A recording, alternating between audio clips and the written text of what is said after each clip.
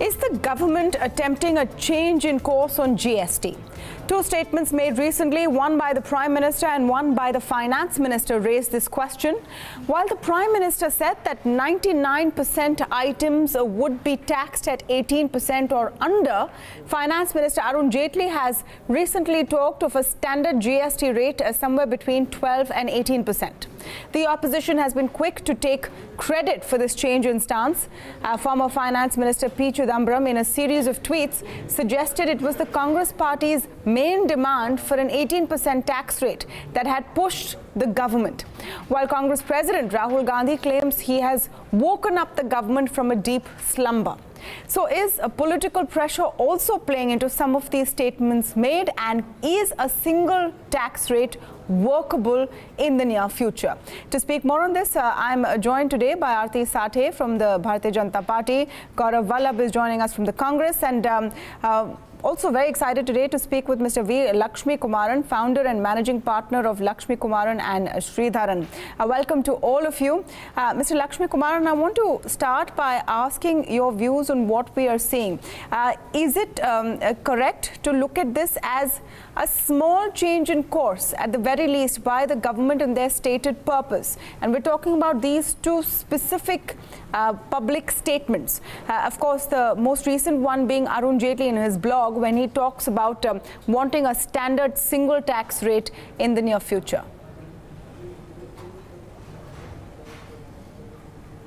I mean, having a single tax rate for a country like India, especially in indirect taxes, is probably not workable.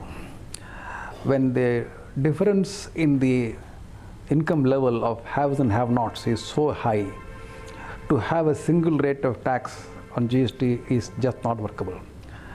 We have been last more than 60 years or so been taxing commodities at different rates depending upon the consumption of those goods by various people. And indirect taxes fall equally on all, both rich and poor. To say that we will tax the same rate for all the goods for all the people may not be the appropriate thing. Indirect tax is indeed a good socio-economic tool in the hands of the government to achieve their economic objects. So therefore, to have different rates varying from 0% to 28% is probably economic necessity. The only question here is, which other commodities should be at 28%, which should be at 18%, etc. That is for the government to decide. Yes. And even in the recent one, what the government has done is picking up from those 28% list, pruning them and taking out about 6 commodities from there and then putting it 18%. I don't think the government has abandoned the policy of having different rates. They are continuing with 28%. All they are doing is pruning the list to reduce it to minimum and minimum. Sure, but Mr. Lakshmi Kumaran, sure, but you know, my question is a little different. And on 28%, if you look at Arun Jaitley's own blog, and you know, a lot of his communication is through his blogs and Facebook posts, he calls the 28% slab a dying slab. He says this is now a dying slab. In that post, he also talks about wanting to move towards a single rate. There was a revenue neutral rate of 15%, which was suggested. So whether it's prudent or not is a separate question, and we'll come to that. Do you think this is a change in stance than what this government has previously communicated? That is my specific question, Mr. Lakshmi Kumaran. No, there is no change at all from the government position. They are merely pruning the list, but they are not changing their original strata. No. Okay. There is no change in their state. Aarti Sathe, the Congress is now claiming that they have woken up your party from its deep slumber on, you know, what they like to call the Gabbar Singh tax.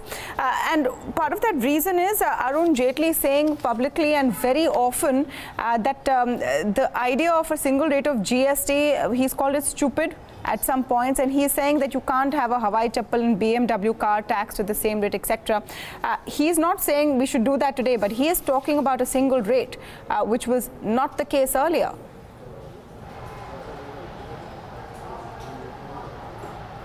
The single rate See, let me start by telling you that the Congress's claim of waking us up from the slumber is, I think, completely, something Congress would like to hog the credit for everything that the BJP government has done. So firstly, let me just discredit that.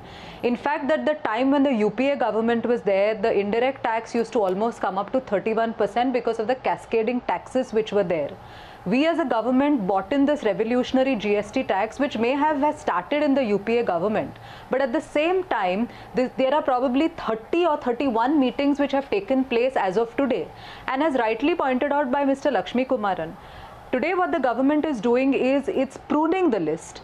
It is seeing that certain luxury items are kept out of the, the lower tax slab, but the higher tax slab is still available for them. We are contemplating reducing the 28% slab even on cement, because we really want to make I'm aware of that. I'm aware of that. Ms. Sathe, I'm aware of that. Also, if you check. I'm aware of what has been done. I'm asking a very specific question. The fact that Mr. Jaitley, but the fact, I'm coming to your question. I'm coming to your question about the single rate which Mr. Jaitley is talking about. It is a change in stance. This is one of the things. It's not a change in stand. It is, see, look at one thing. How is the government working as far as the GST is concerned? It's been a very deliberative process. A council has been set up wherein stakeholders are involved. There are policy academy bodies which are also giving their inputs.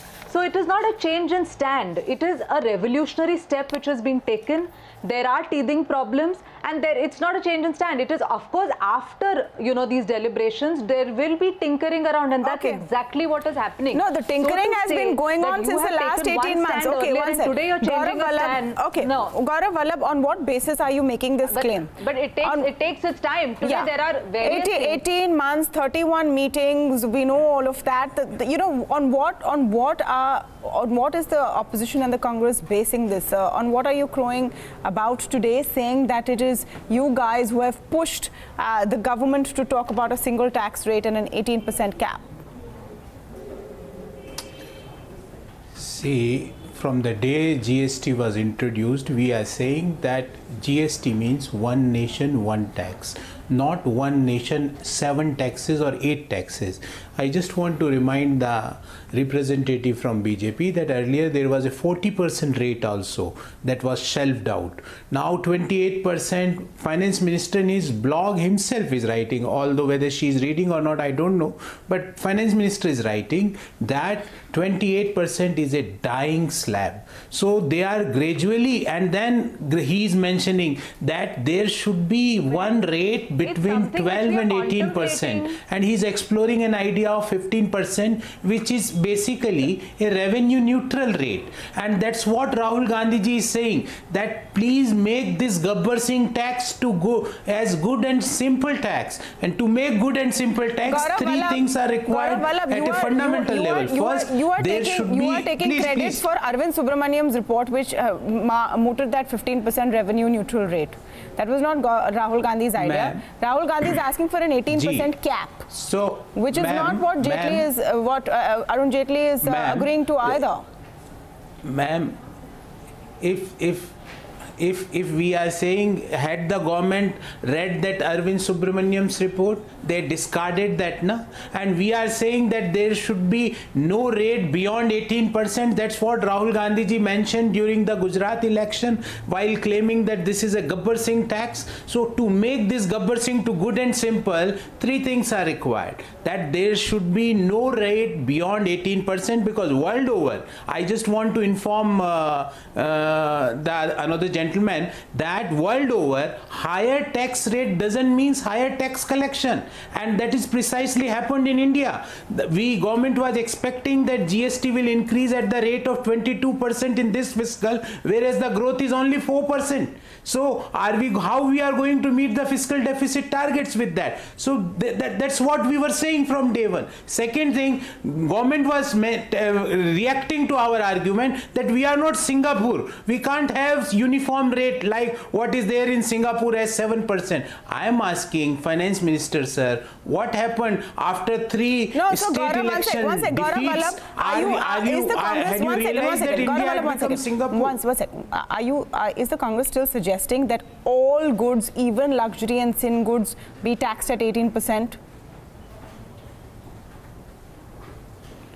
I am saying again and again that if there are ultra luxury and sin goods, we can have cess on that. Okay. But we can't complicate the issue. If we are going to complicate like this, the tax collection is not going to increase. That is our primary logic. Okay, Aarti Sathe, coming to that point. See, this has been a bone of contention.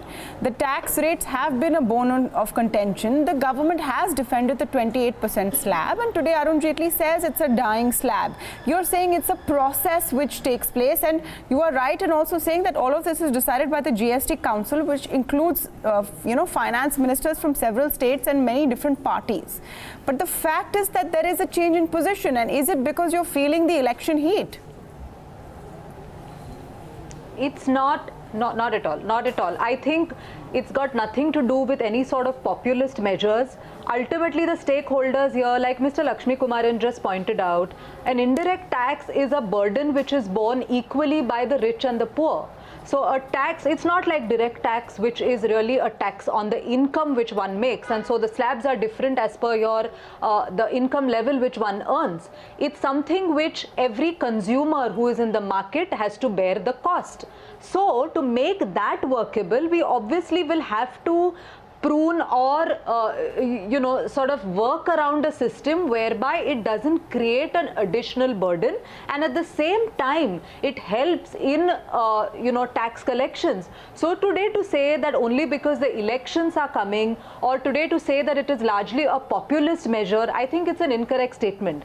For the Congress to hog credit is something which they have been doing for the longest time on various issues. They have done it on Aadhaar, they are now doing it here. So we are not discounting the fact that the Congress has played a role in probably making some valid suggestions, but at the same time to say that the government today is changing positions, I think is a highly incorrect statement. And look at it this way also. Today, what the GST is seeking to do, even in fact, there is a policy whereby the center will recompense the state insofar as any revenue loss that the state may have made. That policy of compensation also, which was available up to a particular year, I think up to 2020 or whatever, I forget the year, has been extended to 2025. So every measure is being put in place to see that it becomes a workable tax. So to coin it as a Gabbar Singh tax would be absolutely I want to come back to Mr. Lakshmi Kumaran. And just to get your point of view on how workable a proposed single rate is, especially in view of the kind of revenues we have seen and the trend of GST revenues that we have seen. Clearly there will be more spends in an election year.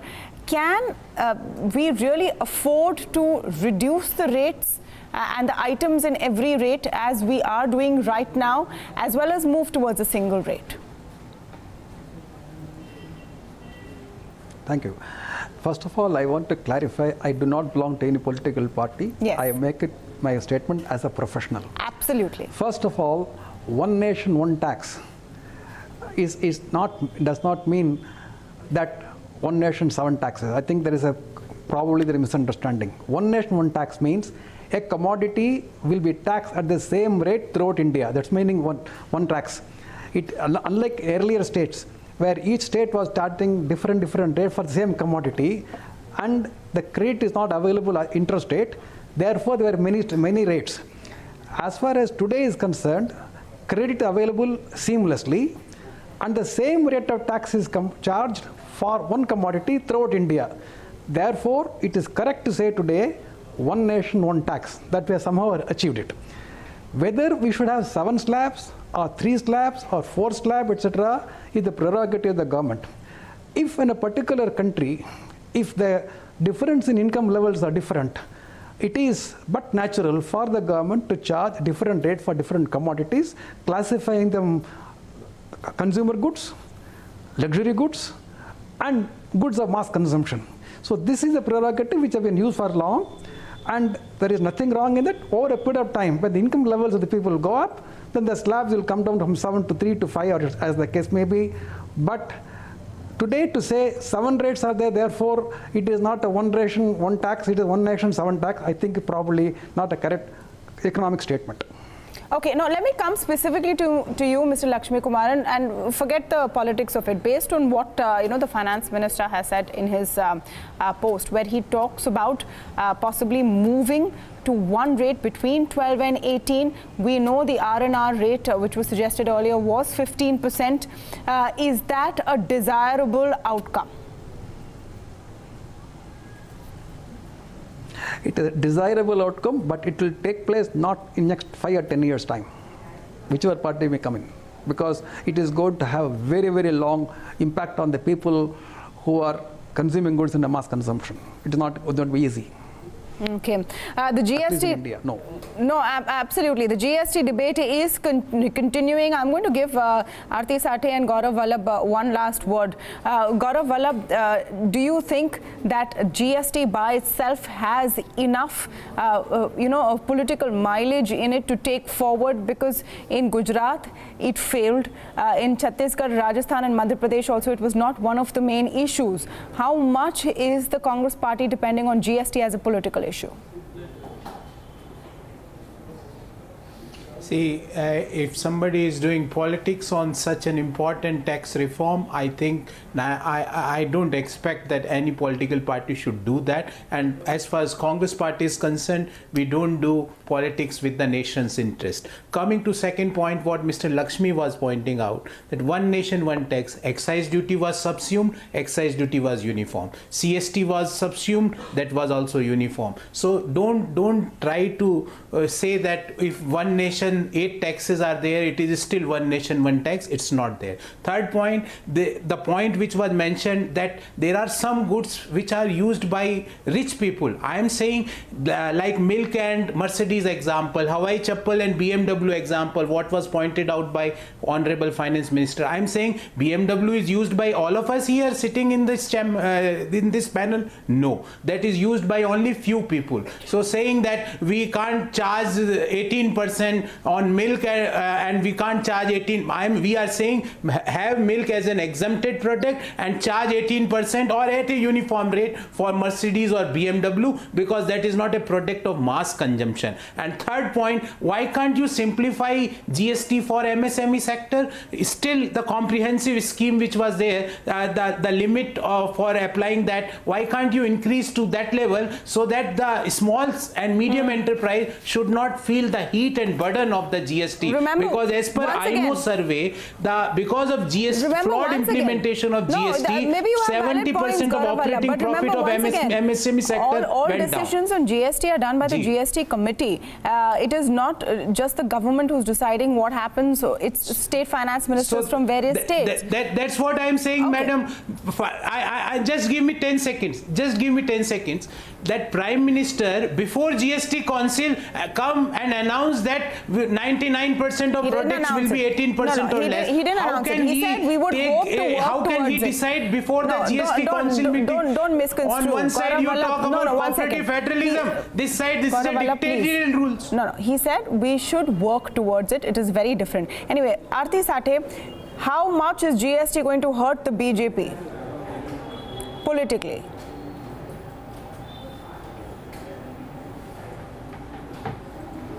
Look, like I said right at the beginning of the show, we are not doing this for any sort of populist measure, or we are not doing it in any sort of way to gain some political mileage out of it. We've been working on the GST. In fact, we were the government who introduced this revolutionary tax reform. And we are not looking to politicize the issue. We are only looking at making this a workable tax. Okay. We are looking at revenue collection, a lesser fiscal deficit. So I don't think the BJP is looking at it as a more political gimmickry. It may have been timed, or it has come probably at a time when the general elections are due, but that doesn't anyway go to show. These meetings have been happening over a period of time. Happy coincidence. So far as simplification processes are concerned, there are, even in today's I'm sorry, I didn't get you. I'm saying there are a lot of simplification processes which have even taken place as of today. It's a happy coincidence that more and more items become cheaper or are taxed at a lesser rate. No, I don't think. Around every election, we are very happy if it happens. Because GST affects all of us. It's not about a happy coincidence. All right, I'll end it here, but thank you so much, Aarti Sathe, Gaurav Vallabh, and of course, Mr. V. Lakshmi Kumaran for joining us in your professional capacity to shed light on the GST.